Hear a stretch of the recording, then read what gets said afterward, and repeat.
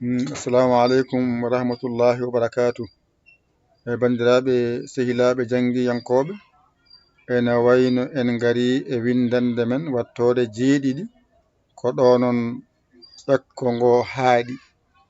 So Allah wallima tan a andi goo o ha jeeɗiɗo mi tonganimo ɗum ɗon hankadi ne wayno a yiti lawol. Kala ko daɗirema ne wayno arti yeeso ma. Dental Dina TV wonande mo jeenoke en jiɗɗo jeede hen jahata ko YouTube binda Dental Dina TV mbaɗa abonné janta e jangoɓe janta e jingoɓe walloɓe. Numéro mon nani 77 906 14 81 mbaɗon hen balɗe mon so Orange Money so Wave so Western Monogram jinganen galle golle. Oɗon gandi kam ɗum woni mba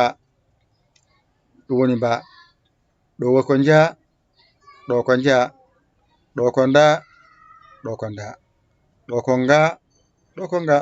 Ɗum ɗo tan woni ko saɗi e jangde ko mba jaa nga nda.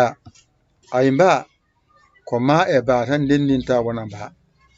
Ay ɗo ko na e ja, ay ɗo ko na e da, ay ɗo ko na e ga. Ɗi fof ko ma wonda e na ayde ɗo to wonde na e ja wonti ja, so tawi ko na e da wonti da, so tawi ko na e ga wonti nga.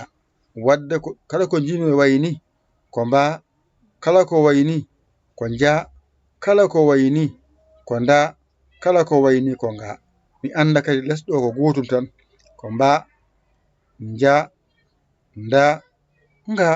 Ɗum ɗo tan woni ko janganmi ko saɗi ko no mba wayata, no ja wayata, no nda wayata, no nga wayata. Ɗum ɗo sa waɗi ɗum kadi jangde ma hankadi weeɓi. Kala ko winda a jangani ko to ma, kala ko jiɗɗa windude a windani ko to ma. Mba nda ja nga.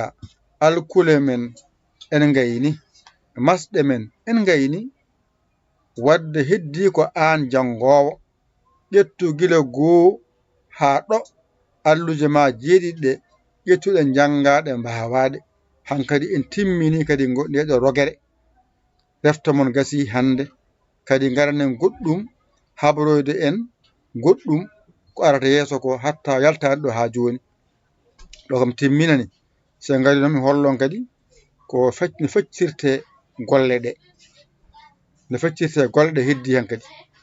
Ko musidɗo mon guiɗo mon saabu Allah Yaya Ly Sénégal. Alhamdulillahi bil alamina. On jarama, wassalam.